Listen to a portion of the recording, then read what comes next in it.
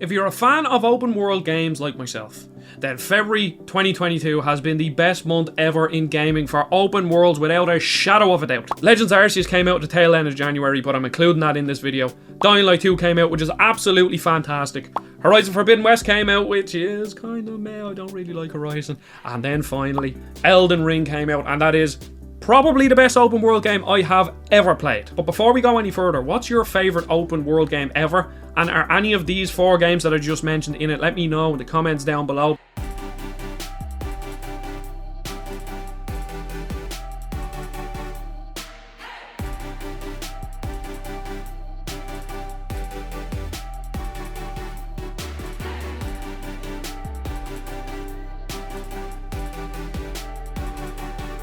So we'll start with Legends Arceus. Now, I played about 15 hours of this game, so this isn't a review. None of these are really a review. If you want my review, go on to GameXplain and watch my reviews of these games, because I did receive a review code for all of these games, bar Legends Arceus. But anyway, I played 15 hours of this game, and it's really, really fun. The game is great, mostly because it has a really satisfying loop of going out into the wild, throwing Pokeballs and catching loads of Pokeball and collecting resources. That 15-second loop is what keeps me coming back. I haven't had enough time to sit down with it because I've been busy with all these other games, but now that I'm kind of free, I'm starting to go back to it. Now, while the loop of catching Pokemon is engaging, just like most Pokemon games, the story is bad. I would actually go as far to say that this is my least favourite story in a Pokemon game. I was really interested going into it from the start because the premise of them only discovering Pokemon is quite intriguing, but I think the story is the worst in any Pokemon game I've ever played. I literally skip every single bit of dialogue. Usually, even though the stories are a bit crap, except for Platinum, I do like Platinum's story, I still read the dialogue, but in this one I just skip it outright. And the biggest issue with the game is like the first maybe like 5 or 6 hours are a tutorial. So it starts off and you're wash up on a beach, you don't know where you are, you have this little phone, an Arceus phone or whatever, and then you go into the village, and then in the village you get loads of dialogue and they're kind of introducing you into the world, which is fine. And then they let you out into the world and explore for a bit to finish like a single quest. When you finish that quest, you have to go back to the town, and then loads more dialogue and loads more dialogue and even more dialogue. And then eventually you get let out again for like one more mission, and you can explore as much as you want, but there's only X amount of Pokemon you can catch in the starting area, and then you go back and you have more dialogue and more dialogue and more dialogue, and you get the picture. Literally, the first 6 hours, I have to say, this is probably one of the worst introductions to a game ever. If you can get past the first 6 hours, then there is a lot of fun to be had, but I wouldn't be surprised if loads of people got turned off by the first 6 hours or so. I really like all the Hisui variants of Pokemon, especially the Decidueye is really cool with, I think it's called a Ronin hat. I think that's what it was called in Ghost of Tsushima. I could be wrong. But yeah, the Ronin hat on him, it's really cool. And just seeing the Pokemon out in the wild, I know you could do that in Sword and Shield, but seeing them out in the wild and actually just being able to catch them is great. And then the battle system is just so much more engaging. It is a lot quicker. There's no load-in animation or load-out animation. You just see a wild Pokemon, throw Pokemon at him, and then you're into the battle, and then the battle ends just as quickly. Probably one of the worst parts of the previous Pokemon games, just how long it took you to get in and out of battles. So it's great that they fixed that in this. Now, moving forward, it looks like they are incorporating bits of this into Scarlet and Violet, and I really hope that they improve on it with plenty of quality of life improvements. Obviously, I would like less of a tutorial, just throw you into the open world the way most great open world games do. But I think where the game really falls is the requests, which are basically the side quests. Some of them are actually kind of interesting. There was one about a Drifloon, and if you read Drifloon's Pokedex entry, he basically lures kids into the afterlife. There was this kid that was basically off at a beach by himself playing with a Drifloon, and he thought the Drifloon was only playing with him, but realistically he wanted to take him into the afterlife. And there's been a few like that are quite interesting, but the rest of them are quite boring, and how you get them is super tedious. So some of them you talk to people and they'll give you the request, which is fine. Others you go to like a quest board, you accept it, and then you have to go find them in the town, talk to them, and then you can start the request, and it's really slow, and then you have to go back and turn it in, and you can only have one active at a time, and it's really tedious, and eventually I just gave up on these. But little quality of life improvements like improved requests would really help it going forward. Now, as I said, I only played 15 hours of this game, so we're just going to move swiftly on to Dying Light 2, which is absolutely fecking amazing.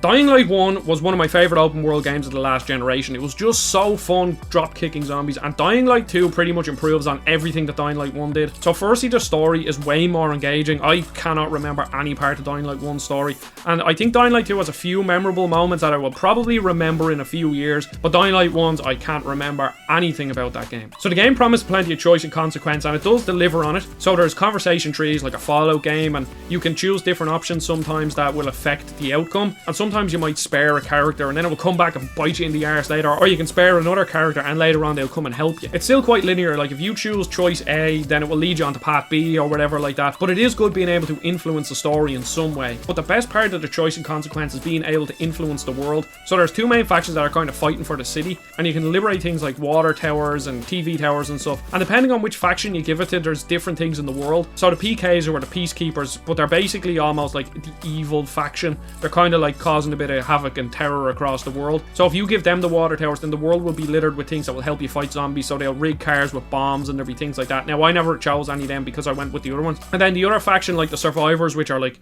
the good guys, when you give them the water towers, they unlock better traversal.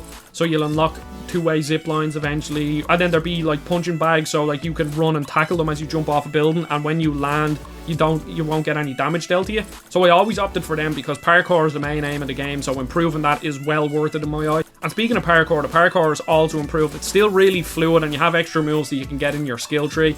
But as you parkour, you get parkour experience, so you're constantly rewarded for parkouring by getting better skills to then improve your parkour. And on top of that, you get a paraglider and a grappling hook, and when you get these, the world just opens up. It's just like a playground, and that's where the fun comes in. So like a minute loop of this game could be you're at the very top of a tower, and then you paraglide off, and then just as you get to the end, as you run out of your stamina, you release your paraglider, and then you throw your grappling hook, and you swing from a building, then you run, and then you're like vaulting over things, and then you drop kick a zombie off a building, and drop kicking a zombie off a building is the best thing this game can ever do. And from that 1 minute loop, you can see that the game is so fun. Not only is there loads of environmental things you can do to the zombies, like drop kicking them off buildings or pushing them into spikes or blowing up traps, there's also a pretty visceral melee combat system. I think first person melee has always kind of done a bit weird. Like Skyrim's melee combat is just bad, and this is like Skyrim but improved. Like there's different weapons and they have different weights, so like a one-handed knife will like do a quick slash and it like slashes bits off the zombies, or you can have a two-handed hammer that takes a while to swing up but like it crunches their head off. And as first person melee combat systems go, I can't really think of a game that does it better than Dying Light. It's not like overly complicated or anything, it just feels really good. Dying Light 1 was constantly updated over like the course of like 5 or 6 years. The game just constantly had players, so I'm really hoping Dying Light 2 gets the exact same treatment, and I cannot wait to go back and play it in co-op because I still haven't played it, but I'm definitely going to go back and play it through co-op because these games in co-op are just like 1,000,000 times more fun. And speaking of fun, well, not really. Let's talk about Horizon Forbidden West. This game is good. That's the only word I can describe for it.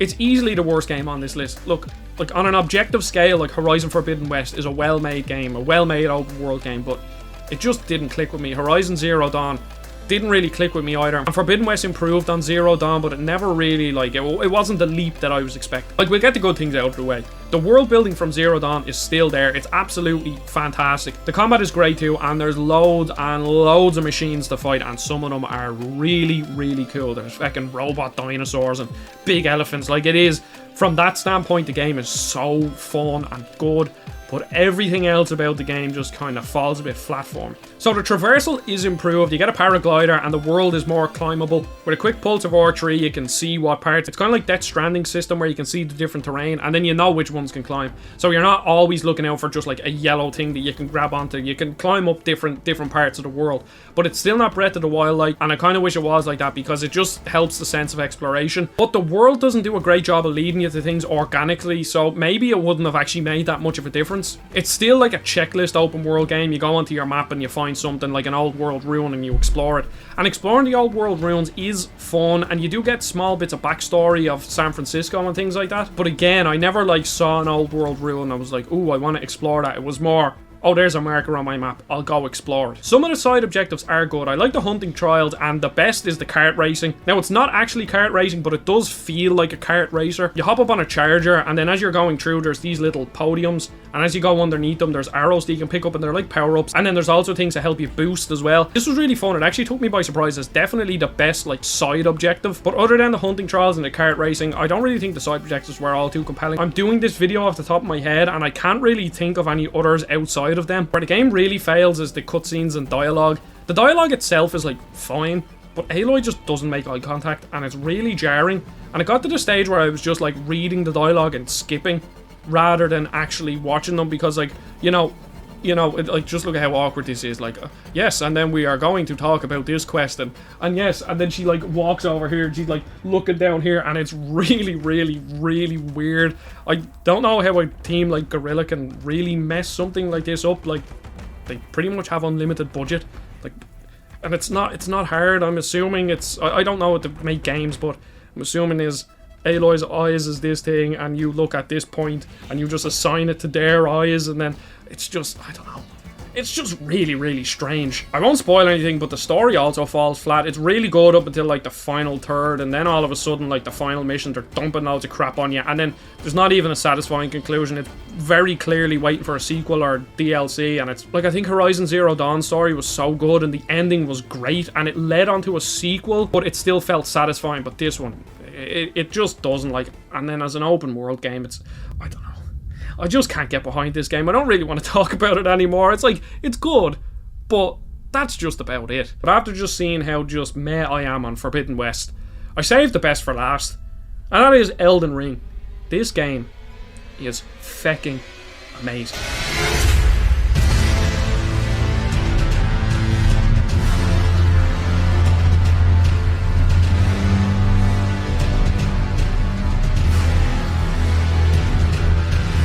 I opened the video saying it's the best open world game I've ever played, and as of right now it definitely is. Now, I haven't played Breath of the Wild in a while, so maybe if I went back I might appreciate it more, and that would get the bump, because before this it was Breath of the Wild. But them two games are just, they're just standalone on a pedestal of their own. No other open world game comes even close to it. I received this game 6 days before embargo, and I put 42 hours into it, and it just breezed by. I woke up every single morning and I couldn't wait to play this game. No matter how hard, no matter how frustrated I was, this game was just absolutely fantastic. With or without the review, I would have put that much time into it. It's just that great. It really is. Like, it's a game that I think if you're interested in, just go play it. Don't watch any videos. Just go in and explore and experience it. Don't listen to anybody else. It's just that special. It's one of them games that I know, like, in 6 months or a year, be like, oh, I wish I could just go back and experience it for the first time. Because you'll just never have an experience like your first time playing Elden Ring again. So we'll just get the easy stuff out of the way. It's a Dark Souls game, true and true. If you don't like Dark Souls, then I don't think you'll like it. It is certainly more accessible difficulty-wise than the other games, because you can go away and farm and kind of get over-leveled for a boss, and it will help you.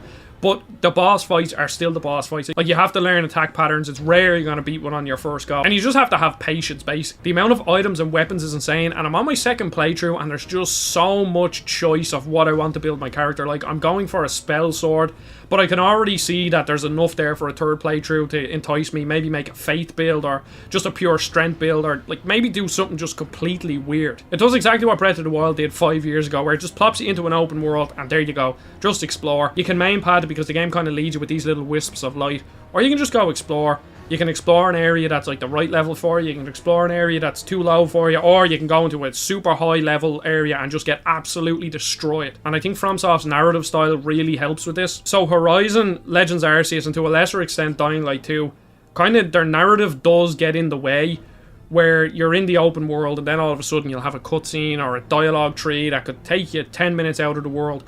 But From Software's narrative design really lends itself well to an open world, where it's there if you want to explore it, talk to characters, kind of decipher what they're saying, read item descriptions. But if you don't want that, you don't have to do it. You can still get lost in the world without knowing the lore behind it, and the narrative never gets in your way, so you're just free to explore. It leads you perfectly to points of interest. Like, you see a church at the top of a mountain, like, how do I get up there? And then you have Torrent, your mount, who can double jump, and you can also jump into these streams of air to launch you up. So you're always on the lookout for something like that to, oh, I can get up on that mountain, but how do I do it? From Software's level design was always like that. You'd see an item off in the distance and you'd be like, how do I get there? But the levels were a lot smaller and a bit easier to navigate. And the main levels, if you want to call them that, the first one is Stormvale Castle, and I think it's a standout for the series as a whole. They added a jump button, so now the level designers can kind of go wild with having things that you can jump onto, or barriers you can jump over that will lead you down to a different path. And I was streaming my second run through Stormvale Castle, and I saw a part that I just never even knew existed. And I was like, how do I get there? And with the jump, I could figure it out. Like, I had to jump over a wall and then climb up a ladder and then drop down onto a rampart and then walk around here, and then eventually I made it over to it, and it's just amazing. I was afraid that it being open world, the main levels would kind of lose a lot of their soul's identity, but it just really isn't the case. They're absolutely fantastic. When I reviewed this for GameXplain, I gave it a loved, which is their second highest rating. The next one is mind-blowing, and even though I think this is the best open world game I've ever played, there's two reasons why I didn't give it a mind-blowing. The first reason is the performance. I played it mostly on the PC, and there was random stutters out in the world, and I couldn't really explain why. No matter what graphic settings I put it on, the stutter still happened, and loads of other reviewers were reporting this as well. And otherwise it was a solid 60. And I got a PS5 code really close to the embargo, so I couldn't properly test it out. I played it for like a half an hour, and the frame rate isn't great. And now that I've gone back and played like 4 or 5 hours on the PS5, the frame rate is really bad. Like I'd say it like constantly runs at like 45 or 50 FPS, and then sometimes it dips further depending on what's going on in the world. Now, I've heard the best way to get 60 FPS is to play the PS4 version on PS5, but if you bought the physical version of the PlayStation 5, then you don't get the PS4 version, so that's just like, it's just ridiculous. FromSoft has never been good from a technical standpoint, but I was really hoping that they'd drive it home here. And I think it's only made worse because the Demon's Souls remake came out, which was made by Bluepoint, and they're like probably the best port studio in the world. And that game is just rock solid performance-wise. Like, Miyazaki came out and said that the Demon's Souls remake did actually put pressure on their team, but they certainly didn't bend to the pressure because the game still runs pretty badly. And the second thing that gets me with the game, and it plagues all open world games, is that the side content does kind of feel a bit repeated in some cases. There's these catacombs that you go in and they all kind of look the same. They're slightly different layouts, but they have these gargoyle enemies in them, and they're so annoying because they inflict bleed on you, and there's just loads of them, and I hate them. But anyways, a lot of the dungeons feel kind of very similar, and at the end, the bosses, some of them are really good. Others are a bit crap, especially because you can visit some that you're like completely over leveled for, and you can like kill them in like 10 hits, so they're never really an issue. So it does cheapen some of the boss fights, but the main boss fights in the main areas are really good, and one of the later bosses is really cool and epic, but I won't spoil it. I haven't played a game as good as this since Breath of the Wild in 2017, and Majora's Mask has always been my favourite game. Nothing has dethroned it, but there is a chance that Elden Ring could do it after I play another playthrough or two and really get into the game. It's rare that thought crossed my mind. Majora's Mask has always been my favourite game, but we'll see if Elden Ring dethrones it. It's plain and simple a special game, and I'll just leave it on that. And there we have all the open world games that came out, and there we have these fantastic open world games that came out in February 2022, except for Horizon Forbidden West. I really appreciate your time. If you've played these, let me know what your favourite is down below. Don't forget to subscribe, and I'll see you all on the next video.